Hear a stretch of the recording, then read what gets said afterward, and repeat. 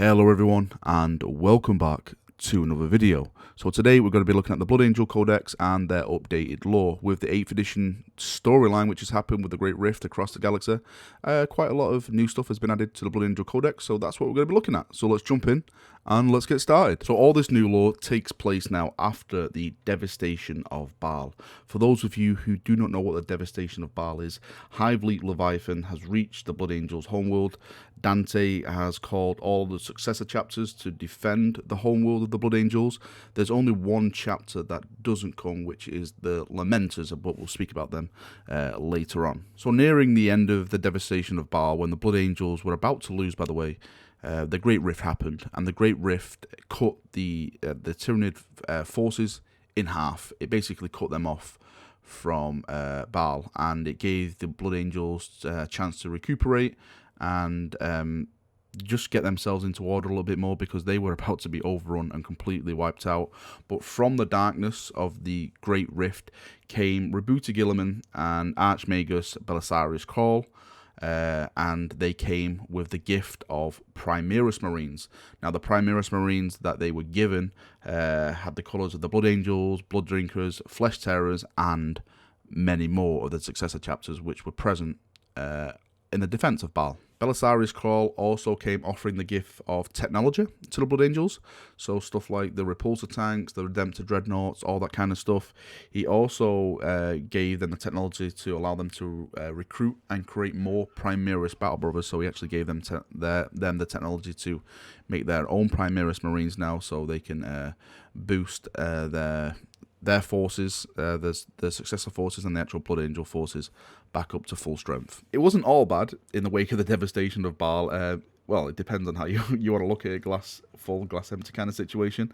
The casualties that were suffered from the Devastation of Baal, the Blood Angels have occupants in all their Dreadnought chassis for the first time in millennia. So if you wanted to, you could probably do a ton of Dreadnoughts in your Blood Angel army now, since every Dreadnought now has someone inside of it. And keeping on the path of losses, let's look at the Blood Angels captains, because in the book it appears that half of the Blood Angel captains have now been removed, and I put that down to, of course, the Devastation of Baal. So the remaining captains which are still in place are Kalian of the first, Afiel of the second, Sendini of the 5th, Phaeton of the 7th, and Borgio of the 10th. I probably butchered most of them names, but those are the ones who are still remaining. So half of the captains have basically just been lost, and of course I'm going to put this down to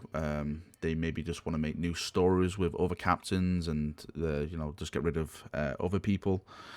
So I expect to see in the future some more stories of these new captains coming through, and just actually more lore around them. It's going to be actually fun to see if any Primaris captains step up and come in their place. I think that's going to be quite interesting to see if they go down that route. I've been speaking to a lot of people, well, some Blood Angel fans in particular, and they don't really see the Devastation of Baal as really a big thing. But for me, as an outsider to the Blood Angels, I've never really, been taken with them. I'm a fan of them, but they've never really inspired me to make a Blood Angel army. But when I read the Devastation of Baal, there was a scene where 4 chapter masters died in one day in the defense of, I think it was like a cathedral or something like that.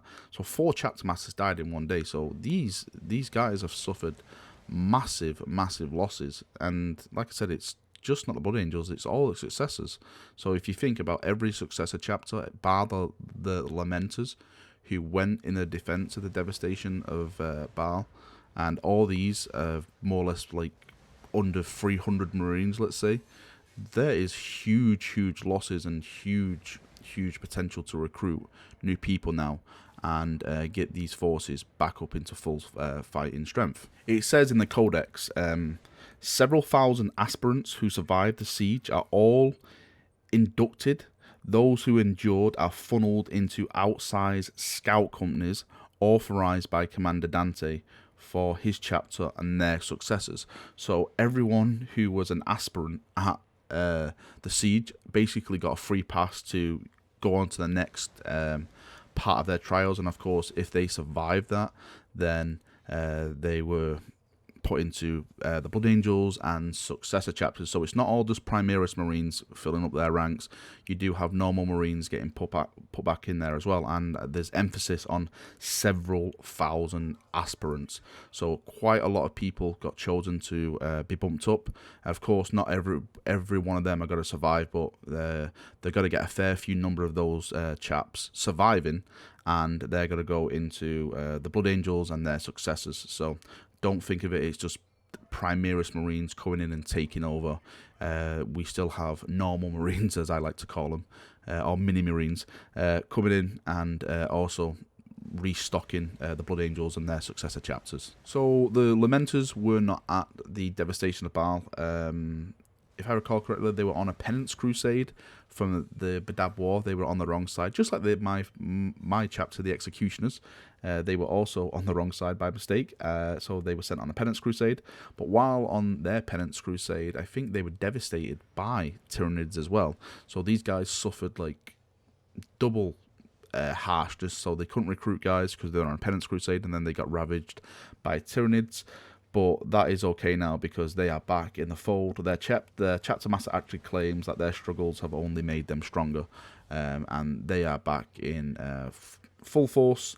And if you actually look in the Blood Angel Codex, they do have Primaries Marines now in the Lamenters. So when Rebooty Guilliman came to Baal, and I'm not going to say he saved the day, he helped out because Dante was the saviour. I think Dante is just an absolute legend among men, and he has an audience with Guilliman, and Dante is like nearly broken at this point. He's like badly wounded, and he goes to kneel in front of Guilliman, and Guilliman's like, no, you do not kneel before me, Dante. You are like a legend. And Rebooted Guilliman declares him regent of the Imperium Nephilius. So he's basically commander of everything north of the Great Rift now. So every world comes under Dante's command. I'm not sure if that is chapter world as well. It doesn't really mention that in the Codex, but I wonder if it is. I'm not too sure. Does that mean every chapter has to now listen and follow Dante's orders? I'm not sure how that would go down with certain chapters, but it's a really cool thing, and it just goes to show how important Commander Dante is, and how much really of just an all-round badass Dante is, because without Dante, Baal would have fallen. It would have been ravaged long before Guilliman and Belisarius Call reached them, and there would have been no Blood Angels and their successors. So congratulations, Dante, on your new promoted position. Now, of course, Dante welcomed the Primaries Marines into the Blood Angels and their successors. I know there's a little bit of dialogue between him and Gabriel Seth actually in the Devastation of Baal book, which is really cool. If no one's ever actually got that book, you should go and get it because it's really awesome. So Dante welcomes the Primaries Marines. Now, the Primaries Marines still feel the red first, but they are much more resistant to it. They don't have the Black Rage, so for those of you who want Primaris Death Company, sadly, you will not be getting them. It doesn't state anywhere in the Codex that Primaris Marines have, like, Black Rage, anything Black Rage happens to them at all. It's just down to the actual Red First. Now, staying on the topic of the Red First and Primaris Marines, Corbulo, who is the High Sanguinary Priest, is fascinated by the Primaris Marines and their resistance to the Red First. He actually accompanies them on an assault on an Alpha Legion fortress. The Primaris Marines take the fortress, and even though victory is secured, the violence unleashed by several of the Primaris to achieve victory, he sees as extreme. They're like traitors are ripped apart, limb ripped apart, like ripped in half, and just an absolute bloody massacre. And even for him, it's like, okay, this is kind of extreme coming from the Primaris Marines. So from that, he goes to seek an audience with Dante after the battle, with his deep disgust evident. So he's quite disgusted how the Primaries Marines acted, which is kind of funny because surely this guy's seen like the Red First in action before from normal Marines or mini Marines, and you know, like the Black Rage and stuff like that. Maybe he's just like never saw this kind of brutality before.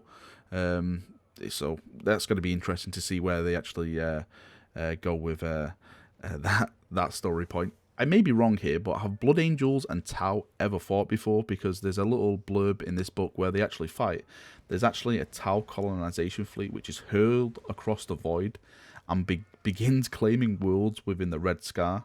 It says in the book, their efforts come to a violent halt when strike forces from the Blood Angels, Flesh Terrors, and Angels Sanguine attack them. Planets are quickly reclaimed, but the war spills into the Seven Suns system.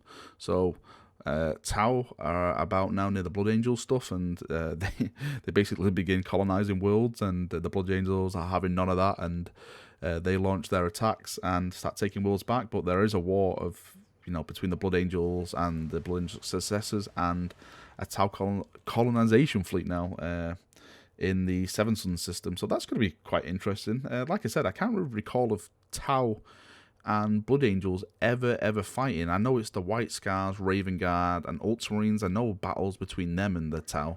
But if anyone knows of any other battles between the Blood Angels and the Tau, please let me know in the comment section, because I would love to read a bit more about that, because I don't think they've ever really met before or fought before. So a little bit more information about the actual Primaries Marines in the Blood Angels, their tactics, and their kind of, stuff they do with their armor and all that kind of stuff. So the stripped down power armor worn by Reavers is called Mark 10 Phobos armor, which is strange to me since Phobos is a pattern of a gun used in the Horus Heresy. It's my favorite pattern of the gun used in the Horus Heresy, actually. So the Reavers armor, they called it Mark 10 Phobos armor. I don't think that's what it's called in the normal rulebook, if I'm not mistaken. So I'll have to just double check on that. In Scepter Squads are deployed alongside drop pod assaults or in support of mass jump assaults. So the Inceptors are the guys who have the dual, bolt pistols for the Primaries Marines. So you'll normally find them jumping alongside mass drop pod assaults or in support of mass jump pack assaults. So that's pretty cool.